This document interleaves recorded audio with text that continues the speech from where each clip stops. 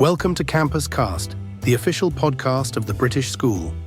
Join us as we explore language, culture, and education to inspire your personal and professional growth.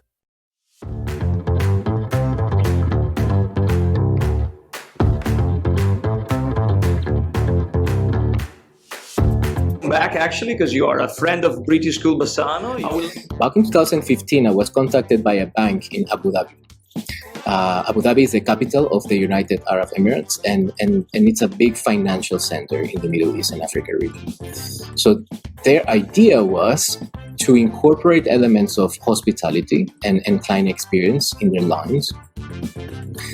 So if you know banking, at the same time, I feel it's a balance between tradition and innovation, a balance between tech and personal approach. So the human factor is always on the plate, is always considered so.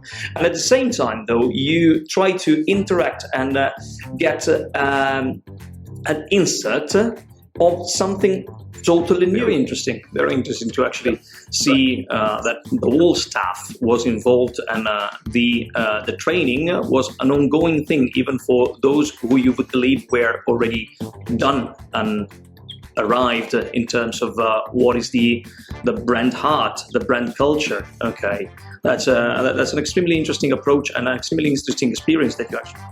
Is there something that we can actually pick out of your methods, your approach, your also prepping techniques, so that we can improve a customer experience and a customer journey in other sectors, such as for instance. Welcome to another episode of Campus Cast, broadcast exploring with some weird accents, with some references to our Venetian origins, but with some international pronunciations, thanks to our amazing guests. I welcome today with us Mr. Diego Esquivel. Welcome, Diego. Welcome back, actually, because you are a friend of British School Bassano. I will let you, though, go through some information and introductions about who you are and what you do, not just where you're calling us from, where you're casting us from, which is El Salvador. Yes. But with also a description of course, the kind of job, career, profession that you tailored around yourself and you developed throughout these more than 15 years experience in luxury hospitality experience. Well, it's I'm thrilled and really excited to have you as a guest. It's one of the first broadcasts that we do fully in English, to be honest. Introduce yourself to our guests from home. Thank you very much once again for joining us. Go on. Thank you, Leo. Thank you. And first of all, congratulations for this beautiful and very cool podcast. My name is Diego. I live in El Salvador. I'm passionate about luxury hospitality. And just like you said, my passion is client experience and luxury hospitality. Lovely. Thank you very much. Would it be possible to have a few names coming from your portfolio? I'm very curious, and of course our listeners are extremely curious to know who among the luxury hospitality actually enjoyed your consultancies.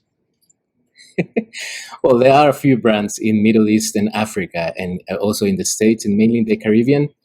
Just to mention a few brands that if you look at the palestra of hospitality in the world, Marriott owns a big chunk of the business. And under Marriott, you will have a lot different brands. You have different tiers of luxury hospitality, then elective or what we call it, it's mid-range hotels.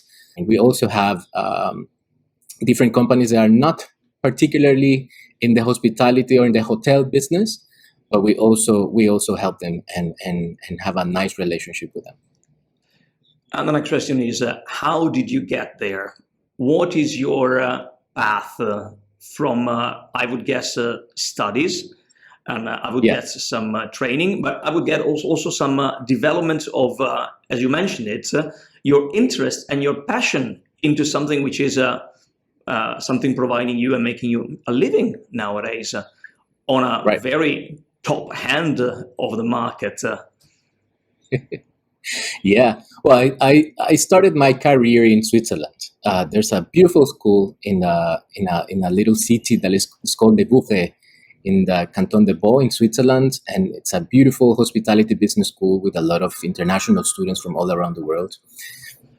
And I was kind of interested in hospitality at that time. I wouldn't say that I was passionate at that time, but Switzerland, it's your neighbor country. They are very known by their hospitality and their beautiful properties.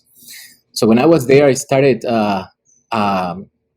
studying and getting the academic facts about hospitality. But then during my days off, I will take a train and go to beautiful hotels, very historical places in the area. And one of those was the Beau Rivage Palace. And I saw there that it was not just about the service. It was creating an experience. It was creating the whole play, like a theater. Everybody was playing a role. Everybody was synchronized doing the thing. So I started getting very interested in how they create this, who designs these experiences, and what are those factors that create those memorable moments for that luxury and legendary hospitality in those places. So I think my interest and passion for hospitality started from that time. And well, then the story begins when I graduate from the school. I started sending a lot of CVs, like all the fresh graduates do. But I had a very sharp interest for the Middle East region.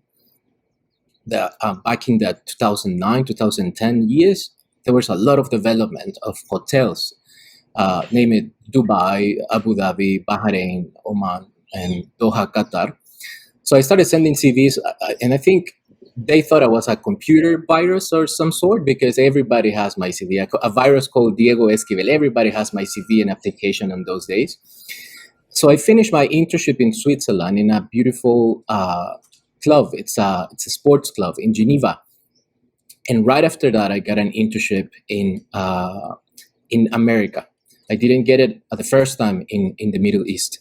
So I was part of a joining team in the SETI in Miami, South Beach, and we had a great time there. But unfortunately, I think it was 2009, we had a global massive economic crisis, and we all were sent to their homes. So when that happened, I get back in the horse and started sending a lot of CVs back again to Middle East. And one of those hotel replies, and that was the Ritz-Carlton in Doha, Qatar. And of course, I have heard about Qatar before, but it's so far from where I am and so different that I had to be quite honest with you. I have to look at the map to see where Doha was in Qatar. But I got accepted. I passed very strong and strict recruitment process, I would say, and it was very interesting. So I got a plane. I jumped in the adventure and went to Doha, Qatar. I think it was back in 2010, and then the whole adventure started from there. Lovely, sounds good. Back and forth the whole globe in this sense. Just out of curiosity, since of course you well know us, we are a language school. How much the languages actually made your career profitable, your career interesting, your career even more enjoyable in this sense? And out of my personal curiosities, how many languages do you speak and at which level? Well, your question is super valid and it's fantastic. If it wasn't for English, none of these opportunities would have opened. In the Middle East area, of course, they speak Arabic with different dialects and different styles between countries. But everybody speaks across the industries, across all the corporations, is English. That's the business language. And well, I speak English. Of course, Spanish is my mother tongue, and then a bit of French because I study in the French region of Switzerland. Please don't make me speak French because that will not be. It's all right. You have my sympathy in that. And well, I spent a lot of time in Switzerland and in the German area too, and of course visited your beautiful Italy for a few times. So I think we are very lucky to speak Spanish because it's part of those Romance languages where we can kind of get the grasp of what are the words and the grammatical structure of some of the sentences in different languages. So yeah, French, Portuguese, Italian, those are all in the bucket. I will not speak fluently, but I will understand a conversation and guide myself through. And you would give even more quality to your counterpart when you try to speak the language they are more fluent or more comfortable with. That's also part of that massive difference that you well know, and I would like you to spot and explain a bit better between what is service and what is experience. What is a customer receiving as a service, and what is a customer living as an experience? Right. You made it at one of your mantras, I believe. Yeah. Well, it's super interesting. I'm really passionate about it. There's a book that I just finished that is called Unreasonable Hospitality, and it's a recommendation for everybody who wants to jump in this train. It has this guy, Will Guidara, is the author. He put all his heart to teach us his perspective of hospitality and client experience in that book. I would recommend it 100% to everybody. One of the things that he mentioned in the book that I find it very interesting is that if you think about, for the last 150 years, the world has been a manufacturer world. You will see that everything was about the Industrial Revolution, creating machines, creating processes to make products, to create pots, to create lamps, to create light bulbs. Everything was about manufacture. But if you see today's economy, is all driven by service. The GDP is really pulled through by service. So whatever you do in life, he says in his book, whatever is your day-to-day activities, it doesn't matter what it is, you are serving someone. So pay attention into that service. It's massively important. You have to really pay attention to those things that your clientele are saying and wishing. But then, just like you said, there's a massive difference between service and experience. Service, I will call it something that you pay someone to do it, either because you don't want to do it yourself or you don't have the professional skills to perform it.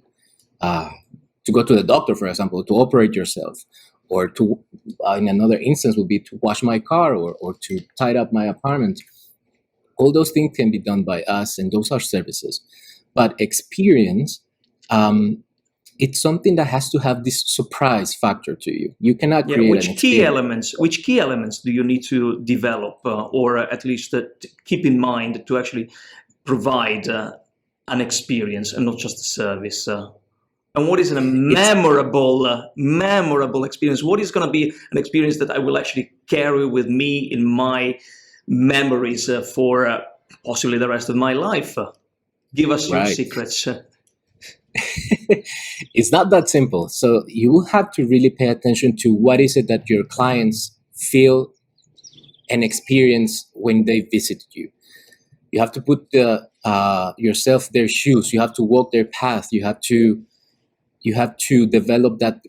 They call it a client journey from the very start point. If someone opens your website or call your company, how do the receptionists sound? What does she say? What did he or she say when she picked up the phone? And then there are a lot of factors. So in putting simple words, I will say that you will have elements of anticipation and personalization. So if you anticipate all those things that your clients need or want before they even say it, if you can determine those in advance, you have a big chunk of that client experience figured out at that time. And I'll say that really what drives the engagement of your clients when it comes to client experience is to personalize your interactions. But that's not that simple. It has a layer of complexity that is very sharp. You have to really pay attention and sit down with a team from different disciplines and parts of your business to really pay attention to what is it that they want to experience in your. Because there might be that something is actually compatible. You can find it as a constant, at least in terms of methodology of approach. But at the same time, you have to dig deeper into what is the localized psychology of the customer, which is going through the journey that you mentioned earlier. So This is going to be the next question. I'm extremely curious about, and it's can you actually translate this kind of methodology to a larger scale and not apply that only to the client journey meant for hospitality? Is there something that we can actually pick out of your method, your approach, your also prepping techniques, so that we can improve a customer experience and a customer journey in other sectors, such as, for instance, the teaching of foreign languages? Yep. Absolutely. So undoubtedly, one of the things that are crucial when you start when you start talking and developing these client experiences is to start thinking about your brand heart. What is it that you? What is it? How do your brand sounds? What is the voice of your brand? I'll tell you a story. If we go back in time, 14 years back, I joined the Ritz-Carlton Doha, Qatar, and I spent 2.5 days of orientation, of onboarding. And that orientation was not about tasks or specifics about my job there. It was all about the culture of the company. And that culture of the company has been developed and designed intentionally to make the employees think and start thinking and developing those experiences. So I spent these almost 3 days in this orientation, just hearing about brand heart, brand culture, the brand philosophy, their vision statement, their mission. And of course, I have worked in other companies before, and I worked for a Central American airline when I was a young lad. And I remember seeing that vision and missions in those companies, but I saw them perhaps once, and they were hanged in their cafeteria and in the CEO office, and no one spoke about it anymore. And not such with an hardcore approach. Not with such an hardcore approach. Yeah, because the way you are depicting it, it sounds very much a bit of a scary brainwashing on the very beginning when you are a young lad getting into a new country, quite unexplored area of the world, like the Middle East, and see that you are actually trying to be indoctrinated. Yeah, you are trying actually to be not just formed, but I don't know how to describe that, but we are really massively exactly. What was actually happening there? So it's quite interesting, and when you think about it, it's definitely sounds like a cult. It's something that it's deeper than a brand philosophy or service. But when you look at the top of the line companies in the world, all the more successful, the big guys of the world, they are founded under these principles. So if you see Disney, you see Apple, you see all the top of the game companies, they have that strong philosophy and culture. So before they teach you how to do your job, if you are a chef, how to cut, how to cook, how to present a plate, you will learn about what is the vision of the company, about how they make them feel, how they make their clients feel. What are those elements of anticipation and personalization during their interactions? So it's quite shocking now that I'm talking with you, and it's exactly like that. It sounds like a religion or like a cult, but it's a very strong tactic and strategy to make sure that there's a sustainability of the way you think about the business. So if we just jump in an orientation, and the first thing that I do is just to shadow a senior employee, and I start doing my job, I never learn what's the vision of the company, what is it that they want to put out for their clients, what is their vision and purpose for the future. It's like being in an orchestra and you don't have a director. I mean, you're just sitting there with your violin and no one is telling you how to do things. There's no one guiding the team. Or the same would be in sports. If you don't have a coach, if you don't know what this team is all about, and you know that the cheering and to be part of something bigger than you, I think that's the most success factor of these companies.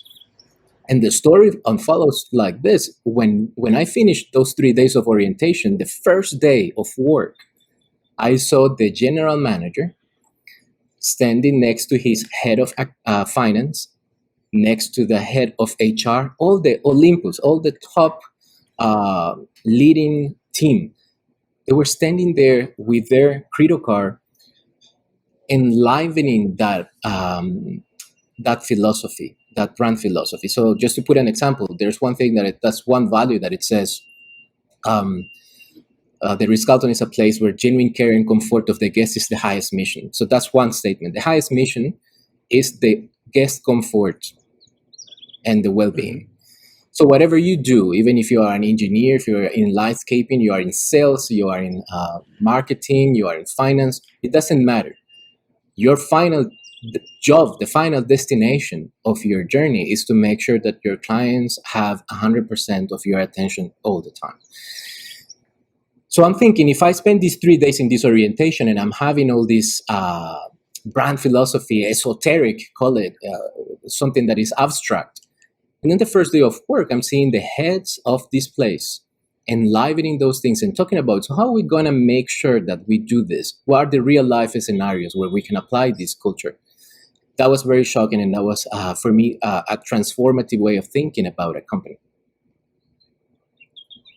Very interesting to actually see that the whole staff was involved, and the training was an ongoing thing, even for those who you would believe were already done and arrived in terms of what is the brand heart, the brand culture. Okay, that's an extremely interesting approach and an extremely interesting experience that you actually depict.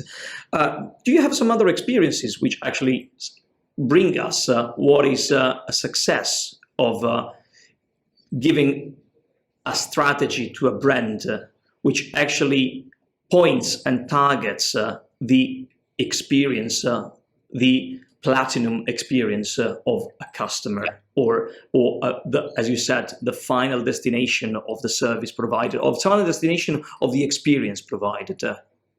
You must have thousands, I believe. Well, one of my favorites is, we'll start by saying this: hospitality or client experience is not just something that is part of hotels or a restaurant. As I said at the beginning, we all serve our clients, so we have to be hospitable. We have to put elements of hospitality in what we do. Back in 2015, I was contacted by a bank in Abu Dhabi. Abu Dhabi is the capital of the United Arab Emirates, and it's a big financial center in the Middle East and Africa region. So their idea was to incorporate elements of hospitality and client experience in their lines. So if you know banking, they work in different tiers. So you have the baseline clientele, then you have the middle line clientele with businesses, and then you have the top tier of your clients. There you will have all your, in Middle East language, will be all your royal members of the family, royal family. You have CEOs of companies. You will have big high net worth individuals. Big guns. Big guns, yeah. Let's not talk about guns when we are talking about Middle East. Sorry, my mistake. Yeah. We will be demonetized by internet. Yeah. So one of the big question marks that these individuals have at that time was, how can they create an experience for these high net worth individuals that they receive different from the rest of the clientele? At that moment, they were all coming to these bank agencies. They were all making the lines they have to do, sitting in the same waiting areas. They were attending the same way. So their idea was, how can we create a tier that really cater these high net worth clients? And they contacted me and say, listen, we're very interested in your experience, because you have been designing manuals and being on the Ritz-Carlton, designing the training material for all the employees in that region. So how can we incorporate those things in our lines? And that was a journey. It took about a year and a half to design, even from the colors that they will experience. We contacted one perfumer that had a piano of different scents. So we tried to design the smell of that place. What would they experience even when they enter to start inspiring people from all the senses in a 360 kind of strategy, from the visuals, how the sofas feel when they enter, how the light was, if it was a warm or a cold light. And it was all designed by intention to portray this experience. Then we train employees with baselines of client experience. So we started elements of personalization with very basic things like remembering someone's names. Then if we double click on that, you will remember his wife or her husband, and then her kids, they were studying abroad. So you will start getting involved with a lot of things that makes those employees get really immersed in the life of these people, and then proactively act on those things to create personalized experiences. So it's not the same when you enter a place and you are just one more, versus you enter this place and they say, Mr. Leo, so good to see you. How are you? And they will have your preferred coffee. They will remember the way you drink, whatever hot beverage or cold you want. And they will cater and personalize all the interactions. And that psychologically has a very high impact in your clients. There is many elements in this description and in this case study that you're actually bringing us. One is the fact that you are integrating something traditional, so the element of welcoming, remembering the name of a guest, making you feel like a guest and not just as a customer in a context like the one of the banks. Okay, so tradition gets through modern times thanks to the fact that you don't just have to rely, unfortunately, we are limited even in terms of personal memory, so who you have in front of you. And that's helped by, as you said, technology that provides you a support, in-time support, in a way that you don't have to be the one who actually gets instructed or keeps a memory just of all the faces of all the customers. I would believe it's extremely difficult to recognize the wives there, since most of the time they are fully covered. But yeah, and sorry, that's the politically not correct side of my previous experiences, which I always make cracking a few jokes, but that's part of my variety of service towards who I have in front of you. And thank God I'm not there anymore. I'm in El Salvador, so yeah, and trust me, I do remember my jokes and do remember my service also thanks to my joke. But that's my experience delivered in this case. Okay, at the same time, I feel it's a balance between tradition and innovation, a balance between tech and personal approaches. So the human factor is always on the plate, is always considered so. And at the same time, though, you try to interact and get an insert of something totally new. So something that, that's an experience on which they have to feel comfortable because they have a memory of this kind of an experience. But let's try to put something more in that, thanks to the fact that we actually prepare ourselves and we know we come back to something that's we actually been through many times. We managed to actually give a psychological analysis of what they would expect, or maybe what they wouldn't expect, but we know that they would appreciate when they enter a new environment. So the experience, the memorable experience, is actually generating memories. Yes. Which are brand new memories, along triggering old memories coming from their normal life, from the external, their normal experience. The fact that at the same time, I'm providing you something that brings you back to a comfort zone, but same time is giving you something extra, something new, which is giving you a new set of comfort, thanks to the fact that we actually studied your habits, we got to know you, we got an interest toward you, isn't it? Am I getting the point there? Yeah. No, exactly. And you mentioned two things that are very valid. I will start saying that this is all human behavior. That this is not rocket science. We are not developing any new concepts or science. It's just human behavior. And just like you said, these are core memories that brings back to you some feelings from your childhood. Can be how someone welcomed you when you were a kid. And we always make this reference with our teams, like asking, if you were having your family coming to visit you, how would you welcome them? I mean, you will stock up your fridge with your mother's favorite things, or you will prepare the house in a way that really is intended for those visitors. And you mentioned another part. There's a just a few days ago, we were having a session with the team, and I was trying to explain to them what is my perspective of personalized experience based on generations, more like never before. And if you think about it, I have never experienced the different bracket of generations more than ever in this stage in my life. So you have baby boomers that were born in the 40s and 50s, you have millennials, then I have Gen X and Gen Z. And if you want to really go crazy about this and irrational about this hospitality, you will think, what are these different generations, how they perceive your service? And that will serve you to be intentional or products, to develop your service and your sales strategy, to think, what do they really wish from you? And we were talking about what a baby boomer expect from you, for example. And I will give you a very personal example. My mom has been feeling unwell for the past week, so she couldn't walk. She has a pain in her knee. So she told me, send me a doctor. I want to see someone. Can you please? And I start doing my research on who to send her. Yeah. So I saw this 40-year-old doctors, and I'm thinking that's the one that I would choose. Yeah, because they are perhaps on top of the latest trends and techniques in medicine. So that's the one that I would choose. But then I know my mom, and I thought I would choose the 75-year-old doctor because that's appealing to her. So right after that visit, I called her and I said, "So, Mom, how was it?" And she said, "No, oh my God, he's so handsome." And yeah, Mom, but how was the interaction with the doctor? What's the outcome? And he said, "Oh, you know what? He knows your uncle Joaquin, and they studied together." So you see, the baby boomers, they value tradition. They are very loyal to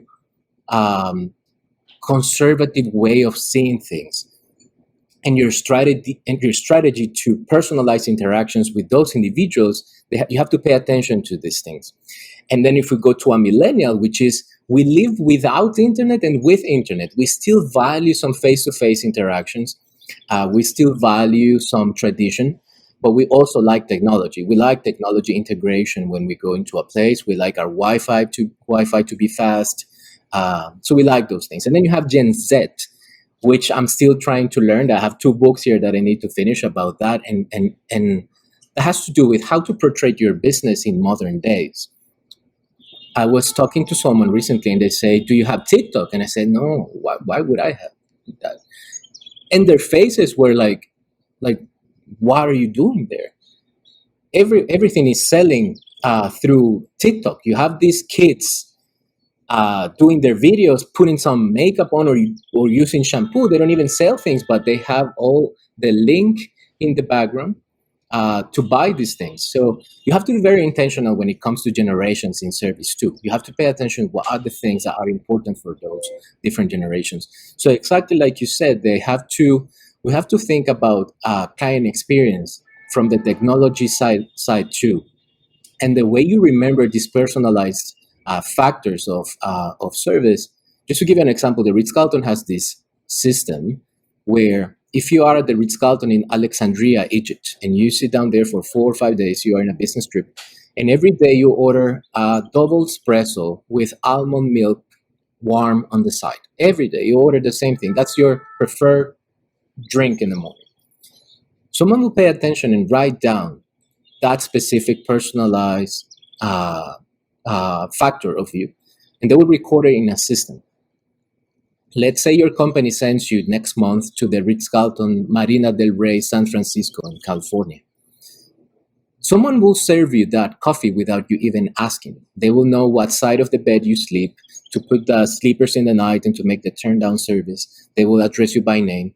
So all these elements of anticipation and personalization will come to life because someone paid attention before and structured that 3D element of experience that will psychologically make you feel Why would I go somewhere else? This is where they know me. This is where they treat me not like my house. People say, "Oh, this is like your house." Not like in my house. They don't serve me this. They are creating an experience for me. It's not just a service anymore. It's a word built around relationships, not around individuals. I'm really touched by the fact that sharing this kind of personal and family experience brings us even more together, and brings us even more together around also professional points. It's time for us to wrap up this episode. I'd like to give you really 3 bullet points of positive tips for whoever amongst our listeners would like to go through your professional path and discover and maybe develop even more techniques of engagement, experience, even platinum service, let's call it like that. Okay, so 3 keywords that some young lads maybe thinking of going to Switzerland or going to the UK or traveling for a job experience to the Middle East or wherever in the world should go through and take into account for improving their own experience and whoever they're going to meet. Definitely. So the first one would be for me, learn languages. That will open a lot of doors. That will open a lot of the different worlds that you don't get to experience if you stay just by learning or by knowing one language. That will open the world for you. That would be one. The second one would be for companies that have already their established service. It will be go outside your standards. Think about the journey of your clients as an experience. Be unreasonable, like the book that I mentioned at the beginning. Be unreasonable, go crazy. Think about ways to surprise and to anticipate the client needs that you have. And then the third one would be for someone young starting their career would be get specialized in one thing. Know a lot, know about a lot of things, but get special in one thing that will open you a lot of doors. Thank you so much. Loud, not too much, clear, and definitely to the point. I'm thanking you once again for being with us today, for such a precious lineup of experiences, of valuable information, but not just that, for actually being and becoming part of our upcoming choices Leo, thank in you. life. Why not? Yeah. So thanks, Diego, for sharing your experience, your insights with us today.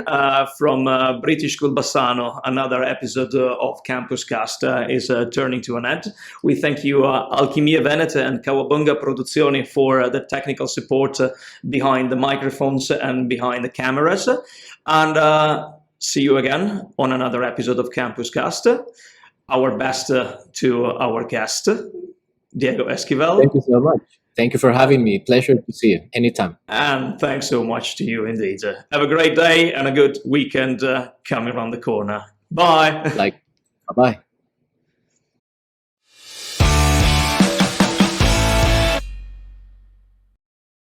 Thanks for listening to Campus Cast. Subscribe for more insights and conversations. See you next time.